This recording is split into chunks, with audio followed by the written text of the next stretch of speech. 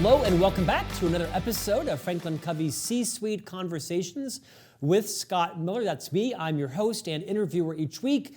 Coming up to our 100th podcast episode on this particular podcast, sponsored by Franklin Covey, the world's most trusted leadership firm. Each Thursday, we interview and air new episodes where we shine Franklin Covey's spotlight onto someone in a different role, typically in the C-suite, where both people that are in the C-suite can commiserate with their colleagues on the challenges and the gravitas that comes with that responsibility. And those who perhaps are looking to earn the right to be in the C-suite in their careers can learn lessons and journeys and what are some of the competencies that these others have mastered or are mastering in their careers. Our guest today is Joanna Sabato. She currently serves as the Chief Global Marketing and Communications Officer for the Ronald McDonald House Charities. Now, if this isn't going to be a great interview, no one will, because how great to mix all of your business acumen, your marketing skills, your communication skills with was one of my personally favorite charities to support, Ronald McDonald House. In fact, just this morning, I was mentioning to Joanna off air, prior to my three sons going to their daily tennis camp, I stopped by and picked up some hotcakes, which is my youngest favorite. And my favorite question asked is, would you like to round up? Which means rounding up those cents for the next dollar to support this charity. And the answer is always yes. Joanna, welcome to today's podcast.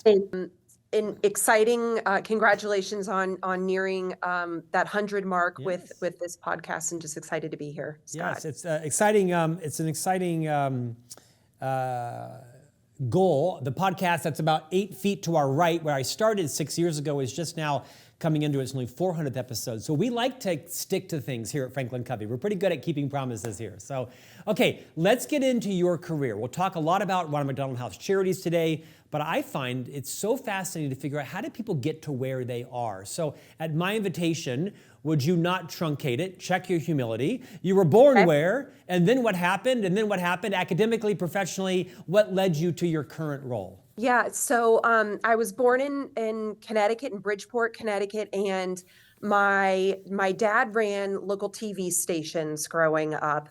And because of his career, we lived, oh my goodness, probably in 7 or 8 different cities. Luckily for myself, my sibling did not have the same experience, was able to go to the same high school for all 4 years. Upon graduating from college, in college had an aspiration. I'm a huge horseback rider, and thought, I was going to go on to become a professional horseback rider. I think, talked some sense into myself, went down the business and I was a marketing and economics major, took a job out of college in Chicago and started my career in advertising and working to sell commercial airtime to different advertisers who were interested in buying local spot television across the United States.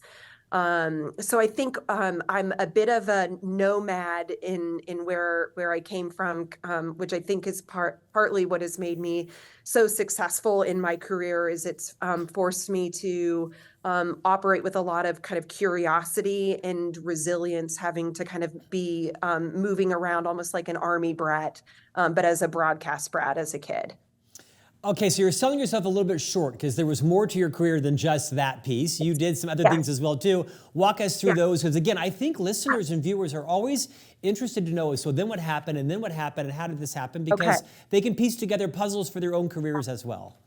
Yeah, so I again started in television, and what I loved, and I think learned pretty quickly about myself, is in selling those spots and dots. I loved being able to sell and market tentpole campaigns and opportunities, whether that was Olympics, the Oscars. And so more of these tentpole moments that were being televised at the time that would generate, large TV visible audiences, a lot of which were on, ABC tentpole programming. So I learned the ropes of the media industry, ended up going to work for a local television station in Kansas City, where I was able to I think, take my experience selling advertising more on a national level, but really be more specific on an individual market level. Again, really loved selling for that ABC property. My husband, who I met in Chicago, we were both kind of in the beginning of our, I guess maybe the beginning to kind of figuring out who we were becoming in our career. And at that time, my career decisions were, we followed him around for his career. And it allowed me to, I think, explore other ways that I could use my skills and expertise in different areas where his career taught us. So his career brought us to Kansas City. I worked in Kansas City at that local television station. Shortly, a year and a half after, he was elevated within his company and said, "Oh my gosh, Joe, can you get on board with moving to Cleveland, where his career was taking us?" And I thought, that's interesting. I could easily go and work for another local television station in the Cleveland market, but really thought at that point in my career, could I use this as an opportunity to maybe explore other opportunities that were still within the marketing and advertising kind of realm, but doing something maybe even more specific in that kind of tentpole opportunities. And I was really selling a lot of sports and entertainment programming options in Kansas City.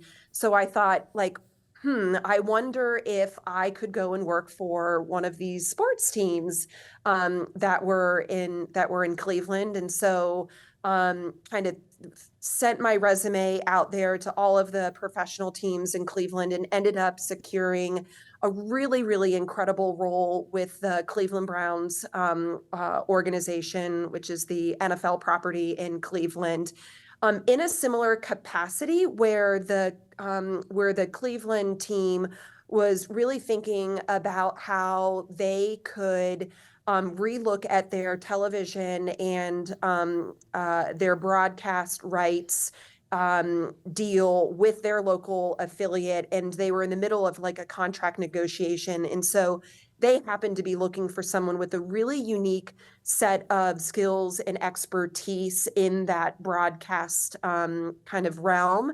And so it was with the Cleveland Browns, helping them to really amplify for their corporate partners, such as the local hospital system. They happen to work with the local McDonald's owner operators, with Bud Light, Coca-Cola was another one of their sponsors, but really thinking how they could use that television inventory as an asset as part of their corporate sponsorship packages. So really loved my time there, was able to, again, learn another kind of niche within this marketing sponsorship advertising role. And my husband's job called him again and said, "We want to bring you back to Chicago." And at this point, I'm like, "You've got to be kidding me. I wouldn't consider it sacrificing my career to follow my husband, because I really think that because of moving to different markets, it allowed me to try out and leverage my strengths in two different, very different sectors versus where I started my career. And I think the resilience in me, having grown up moving around all the time, saw that it was an exciting opportunity to come back to Chicago. And upon returning back to Chicago, did a little bit of time with an agency who was working with many sport and entertainment properties similar to the Cleveland Browns. They happened to be one of our clients at the time, really helping multiple international and domestic properties think about their kind of go-to-market strategy for leveraging their broadcast rights. And I loved what I was doing. I was certainly able to leverage this now probably 10 years of expertise that I had gained in the media kind of broadcast sector. But I think, came to a inflection point in my career where the reality is like, I love the ability to sell sport and entertainment as a vehicle by which to market to a customer, but I don't know a lot about sports.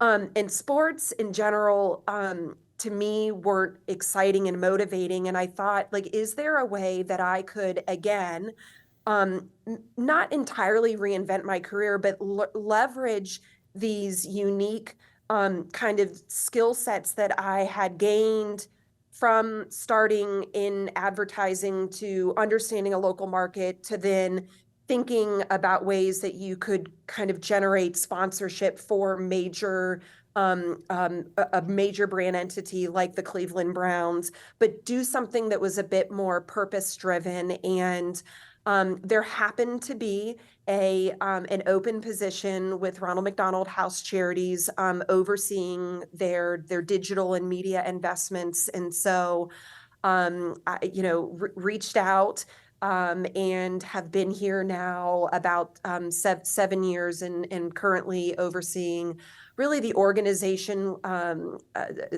our kind of vision and execution of the organization's marketing and communications tactics all around the world.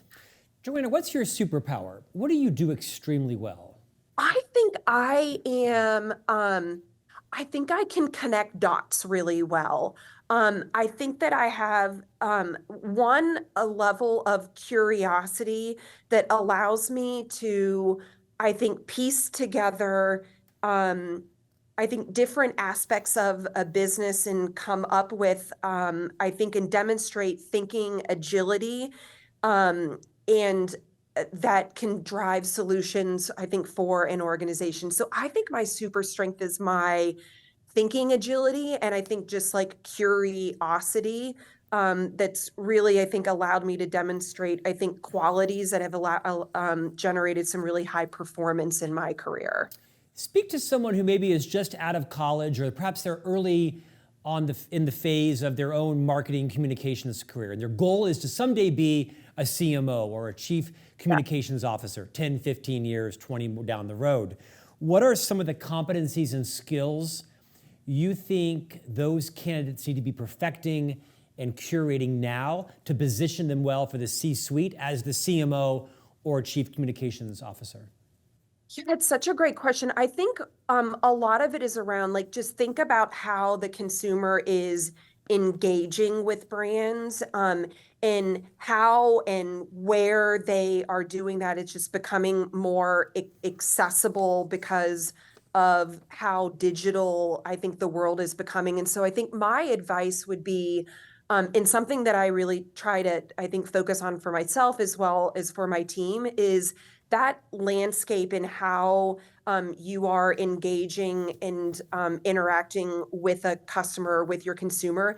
It is ever evolving and ever changing. And so I think my advice would be is to just be curious and be a continuous learner in your career, to understand not only, I think, where the industry is today, but have a pulse, I think, on emerging trends that the industry is leaning towards, that will require, I think, you as a marketer to think about how your marketing strategy just gets executed in this I think, evolving and changing environment.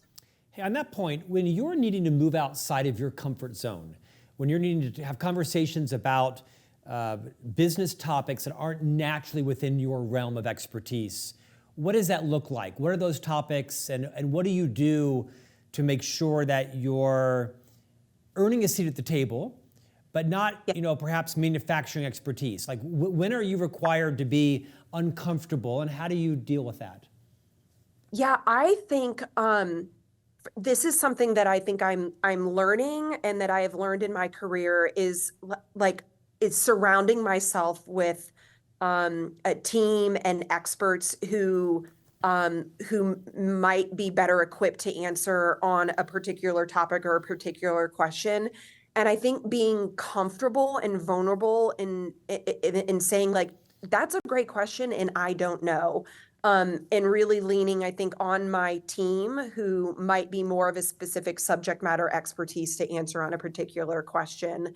And I think on the flip side, like there are kind of certain topics or industries that I will try to make sure that I'm investing kind of time and energy to stay up to date in and on, maybe specific in the nonprofit sector and how nonprofit organizations are kind of evolving the ways that they are engaging consumers, or joining other different kind of cohorts with other marketing, different type of role types to make sure that I'm staying up to date on kind of various different marketing trends. But I would say, I think on the first question, Scott, like it's okay, and I don't think that it's fair that as a leader that you're going to be in the know of everything that's within your scope of responsibility. And to me, it's about making sure that you're building up a team of experts around you that who you can also lean on to help guide and inform strategy and decisions.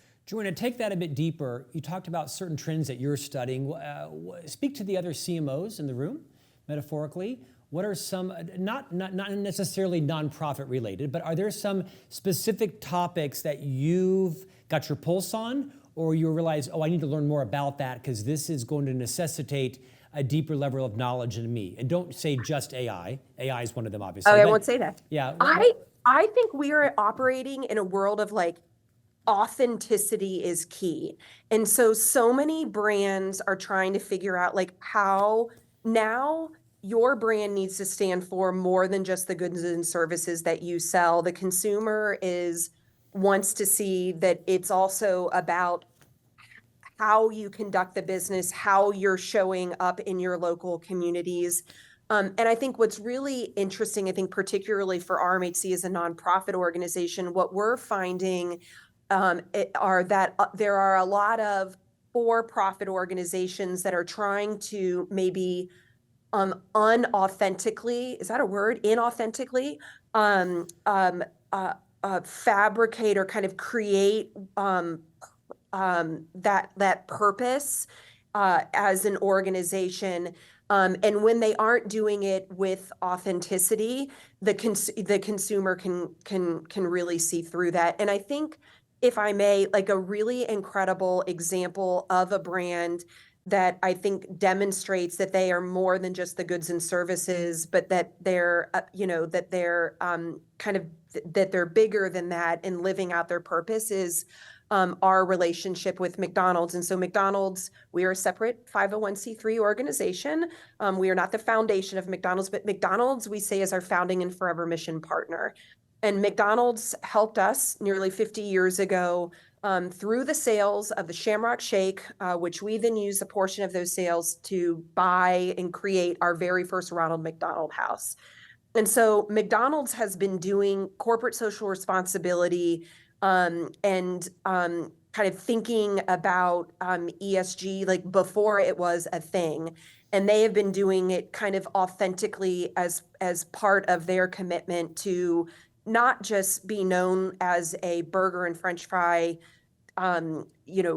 restaurant, but as a way in demonstrating their impact in feeding and fostering communities. So I would say, a trend that I'm seeing with marketers is how are marketers demonstrating their kind of attributes and their values to the customer beyond just their goods and services, and how do you do that in an authentic way that the customer doesn't call BS. Thank you, BS on. Yeah. Well said. And how do you measure that? Yeah, I think it's a conversation every C-suite group should be having, right? Is how does our brand authentically connect with as many customers as necessary and is perceived authentically beyond just us solving your one problem, right? What is our impact broader in that? By the way, that's a mission that is a magnet for a whole new generation of contributors working there, right? I mean, we see a massive demographic shift in the values of the next workforce coming up behind us. That's a good thing in many ways, in all ways. Agree. Okay, let's talk about the meat of the day, the patty, which is the Ronald McDonald House Charities. So what is it? Who is it? What's the footprint? Who can go? How do you operate? Why would everyone want to round up in the drive-through? All the things. Okay, I'm so glad you asked. And I'll first maybe start by saying that over the past 50 years, this October 15th, 2024, we are celebrating 50 years of mission impact. And really for 50 years, we have been this incredibly unique source of strength in support to families when they have a child who is ill or injured. And so our mission is really about how are we as an organization providing what we call our essential services that remove barriers. A barrier could be access to healthcare via transportation, accommodation. How are we providing essential services that strengthen families and that ultimately promote healing of children when they need healthcare? And so this mission today, after 50 years starting with the very first house program that was located and is still located today in Philadelphia. Our mission now expands to over 60 countries and regions all around the globe. And I think as part of that 50th anniversary, really thinking about how we can magnify our impact and what we can do to propel us forward towards a vision and a focus on how can we serve more families and how can we serve them better than we've ever done before. And to do that, we really strive to better understand the unmet need and the ever-evolving needs that families are experiencing. And that understanding those needs of families via food insecurity, transportation needs, I think will better inform our direction as an organization and the services that we provide in again, helping those families throughout that healthcare journey. Joanna, take that even a little more practical. I'd like to know, so who gets to go and how are they invited and what's the circumstance people are in, and is there an economic threshold to qualify to come? I mean, I'm not sure everybody knows what really happens inside one and who gets to go. Yeah, so we partner with children's hospitals. So we'll say right now, 90% of the top children's hospitals around the world, you can find one of our core programs, either a Ronald McDonald House, that will be just footsteps away from the hospital, a family room. So we'll have programs that are providing respite, maybe a nutritious meal that are located literally within that hospital setting, or through mobile units who are, in some instances, I think about our work in Indonesia, where we're quite literally providing immunizations to families who would otherwise not have access to that healthcare. And so what we will do is we will work with those hospital partners, and the hospitals will work with a social worker and refer families who are in need. Typically, it's going to be a family with a child that is in need of one of our program and services, and we will work with those hospital partners to then be able to provide them with access to our programs, either through house, family room, or other kind of wraparound support services that a family might need that will really help to improve the outcomes for their child when they're in this medical crisis. How many actual physical hospitals are there around the world? Or not hospital, but houses, Ronald McDonald houses. Yeah, so we have over 375 house programs all around the world. And on an annual basis, over 1.5 million families are staying and benefiting from RMHC and our network of local chapters on an annual basis. As we also think about our impact, another measure that we'll talk a lot about is the amount that we are saving families in food and lodging expenses. And so think about if you're a family and a lot of our families that are needing specialty care, having to travel really far distances for that treatment. And accommodation and travel can really be a barrier that can lead to treatment abandonment. And so last year alone, in 2022 alone, we saved families nearly $500 million in out-of-pocket expenses that they would have otherwise had to pay in a hotel, in an Airbnb, and in other kind of food, lodging, and meals. I mean, the fact of the matter is, when someone stays at one of your houses, these aren't like houses in the typical, they're usually facilities. I mean, they can eat, they can do their laundry, they can sleep, they can, you provide programs connected to other families that are going right. through a similar experience. And I think you think about the mental toll that, when a child is sick, the family is sick. And so being able to be in a community of care and support through our chapters that are just doing incredible work in working with families, but then those families being able to be in a community of support through other families that are going through a similar experience, is, our data is showing really helps to improve, and promote the healing of that family who's going through this experience. Joanna, obviously your guests, if you will, are in the most traumatic experience of their life, right? They're suffering an injury or an illness, perhaps sometimes life-threatening, even life-ending, of a child, of a sibling, beyond the life-saving support you're offering in terms of a place to sleep that's safe and clean and comfortable, being able to wash your clothes, being able to take showers and eat. Do you also provide some kind of other services around mental health or counseling or bereavement? And if someone comes and say the worst happens and their child doesn't survive this health crisis, how are you able, if at all, to help them pick up the pieces until they return home or while they're exiting? What does that look like? Yeah, so it's a great question, and I think that one of the misconceptions about our organization is that we're a house, and I'd like to say we are so much more than just four walls and a physical structure for families to be able to sleep and stay. And you're spot on, Scott.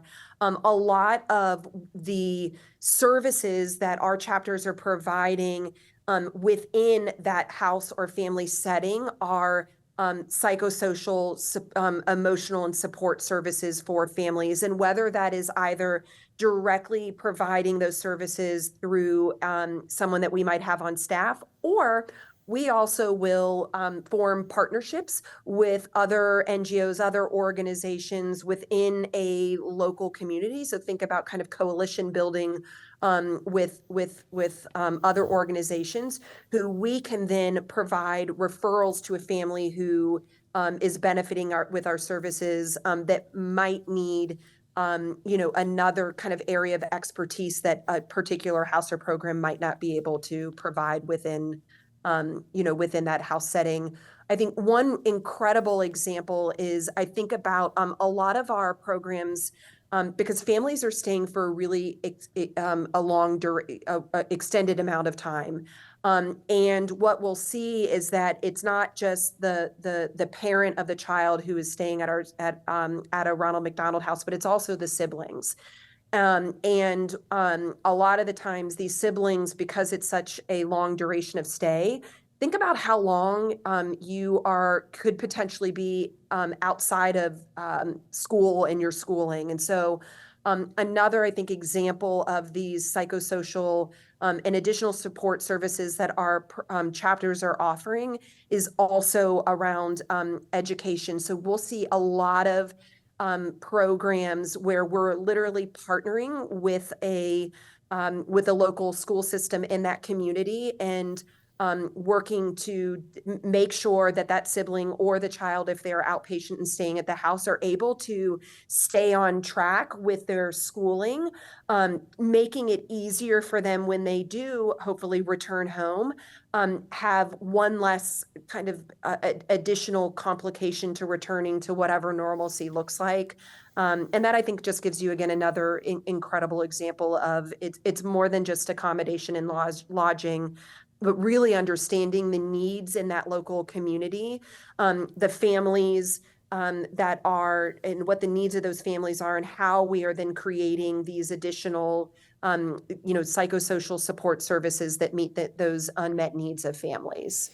As I'm listening to you, two thoughts are coming to mind. One is I'm honored to be able to have Franklin Covey provide a small platform, although not so small, to allow you to get the word out for the great things that you're doing. So on behalf of Franklin Covey, delighted to help project these crucial services to some of the most vulnerable of our families and friends and neighbors that are going through an unspeakably difficult time in life. My wife and I are the parents of 3 young children, 3 young boys, and any of us could be in this situation. So delighted to play that small role. Secondly, as I'm listening to you, I'm reminded it is so easy to get caught up in the drama of U.S. politics, who's on trial, who's being exonerated, what jury's doing what. It's easy to get caught up in a lot of these international geopolitical conflicts. It's a tough time to be alive. There's not a lot of good news coming out in the world. And in the next 6 months, it's going to get worse because that's the way elections work. And then you interview Joanna, and you realize, independent of all of the kerfluffle that's happening up very superficially, there are hundreds of millions of people like yourself and your colleagues and the people that are in your homes that are cleaning the sheets and providing the food and providing support care and helping play with the kids and providing, in some cases, counseling or bereavement services or just driving the bus or the van back and forth to the hospital, whatever the situation is. There's great stuff happening, and it's easy to get fixated on the thick of thin things. And I'm delighted that Franklin Covey invited you to come today just to share what is not a small moment of positivity, but the lives you are touching. How many million families did you say experienced your services last year? 1.5. 1.5 million families, several million nights, right? And hundreds of millions of dollars that many of them didn't have to spend, right? That may have skipped a meal or, like you said, for worse, couldn't afford to stay, so that abandoned treatment or just couldn't figure it out, and their child didn't get, hopefully, the life-saving treatment. I don't mean to embellish that. What you're doing is important work. You've been there 70 years. What's next? What's the future look like for Ronald McDonald House Charities?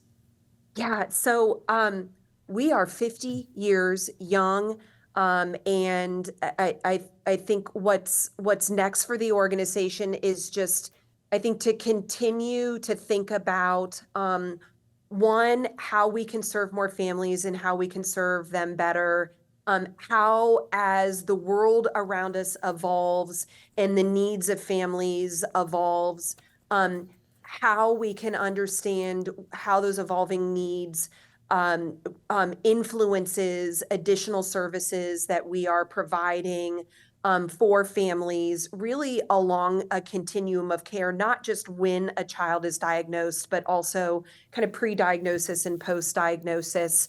I think, for us, we're really committed to improving and enriching that family experience through those services that we provide. And I think I would be remiss if I can't, and if I can't give a plug. We'd like to say that no money, no mission. And so if I may, for those who are listening, and feel inspired to be able to support the RMHC mission, would just so strongly encourage you to visit rmhc.org. We so rely on the support of individuals, of other corporations through their time, talent, and treasure. We operate in over 60 countries around the world. And so through our website, you can find out all of the incredible ways that you can support your local chapter, start a fundraiser, run the Chicago Marathon, if that's what you're interested in, round up your order if you're at a McDonald's restaurant.